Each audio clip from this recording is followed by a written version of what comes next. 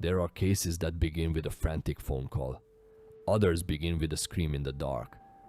But this one began when a woman walked into a police department and said there was a dead child inside her apartment. No chase, no missing person search, no dramatic confession on camera, just a quiet report. And behind it, a question that would only become more disturbing with every detail investigators uncovered. How did a 2-year-old girl disappear from the world while the person caring for her kept speaking to her mother as if everything was still normal? Let me tell you the story of Alyssa Rose Davis. The discovery. On December 14, 2022 in Canton, Georgia, Phillissa Diallo walked into the Canton Police Department. She told officers there was a deceased child inside her apartment on Hearthstone Landing Drive. The child was 2-year-old Alyssa Rose Davis. Alyssa had been in Diallo's care for more than 2 weeks. Diallo was supposed to be watching her, protecting her, and keeping her safe until she could return to her family. But when police went to the apartment, they found something no officer should ever have to see. Alyssa was not in a bedroom. She was not on a couch. She was found hidden in a plastic storage bin inside a closet. The bin contained a salt-like substance and had been concealed beneath other items, as if someone had tried to make the apartment look ordinary from the outside. At first, the case raised one immediate question. If Diallo knew the child was dead, why had she waited until that moment to go to police? But that question quickly became only one part of a much larger mystery. Investigators learned that Alyssa had last been known alive around December 8th. Her body was found 6 days later. Because of the condition of her remains, the exact date of death could not be determined. And for Alyssa's mother, the most painful part was that she had not known any of this was happening.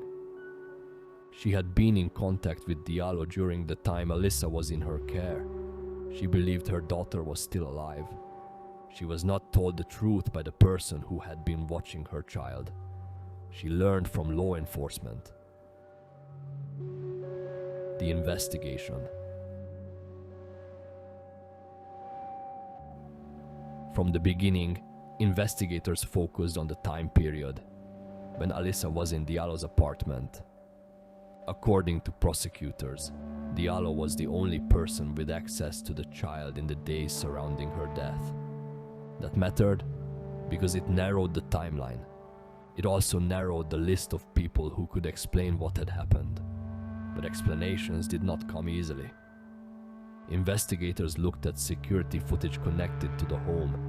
Ring camera footage showed Diallo leaving Alyssa alone for extended periods. For a toddler, being left alone is not just neglectful. It can be life-threatening. A 2-year-old cannot understand danger the way an adult can. A 2-year-old cannot call for help, make sense of medication, or explain what is happening inside their body. Then came another clue. Footage also showed Diallo bringing bleach into the home. Inside the apartment, investigators found signs that areas had been cleaned. Testing indicated places where blood cleanup had occurred. The evidence suggested not only that something terrible had happened, but that someone had taken steps afterward to hide it. Still, investigators needed to understand the cause of death. The autopsy revealed that Alyssa had lethal amounts of acetaminophen and diphenhydramine in her body. These are medications many people know by common household names, but in the wrong amount, especially for a small child, they can be deadly.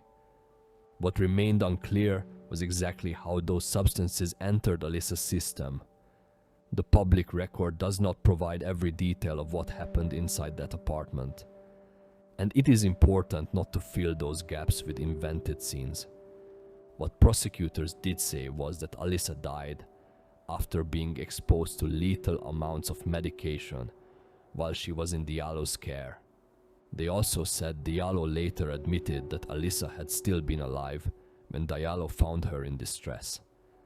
That detail changes the emotional weight of the case, because this was not only about what happened before Alyssa died, it was also about what did not happen after.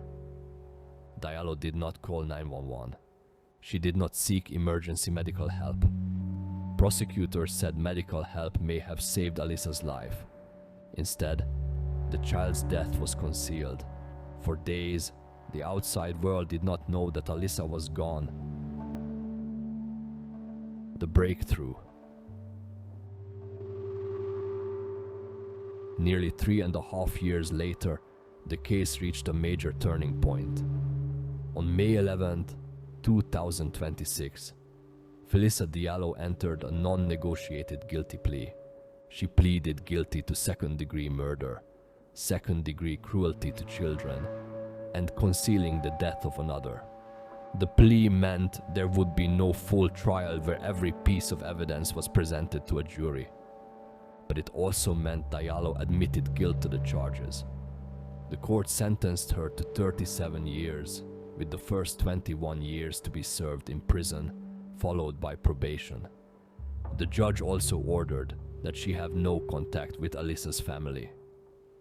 During the proceedings, prosecutors described a case of willful neglect, followed by an attempt to conceal what had happened. They also addressed why the case did not move forward as malice murder. Under Georgia law, prosecutors said the evidence was not sufficient to prove the level of intentional premeditated murder required for that stronger charge.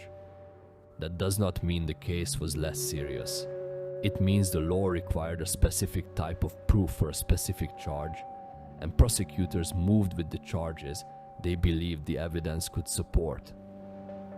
The defense raised questions about Diallo's mental health, including claims involving delusions. But an expert from Georgia's behavioral health system testified that Diallo was not experiencing delusional thoughts at the time of the crime. Her history of anxiety and depression was discussed, but prosecutors argued it did not explain or excuse what happened. And then Alyssa's mother spoke. She told the court she had been robbed. Robbed of her daughter. Robbed of the future moments every parent imagines without even realizing it. Birthdays, first school days, small hands reaching up to be held. She said Alyssa's siblings still miss her, and that their family will never be the same. That is the part of a true crime case that no sentence can fully repair. A court can decide punishment. A judge can pronounce years. A prison can hold the person responsible. But none of that brings the child back to the people who loved her. The unanswered question at the center of this case remains painfully simple. Why? Why did Diallo fail to get help when Alyssa was still alive? Why did she continue communicating with Alyssa's mother while hiding the truth? Why conceal the death of a 2-year-old instead of calling for help when help still might have mattered? The public record does not give a clear motive. There is no confirmed explanation that makes the choices understandable. And maybe that is what makes this case so haunting. Not only the death itself, but the silence around it. The time that passed. The messages that continued. The apartment that held a secret while a mother still believed her daughter was alive. Alyssa Rose Davis was 2 years old. Her life was short, but it was not small. She was a daughter, a sister, a child who should have been protected by every adult around her. And in the end, the most important truth is not the name of the woman sentenced in court. It is the name of the child who never got to grow up, Alyssa Rose Davis.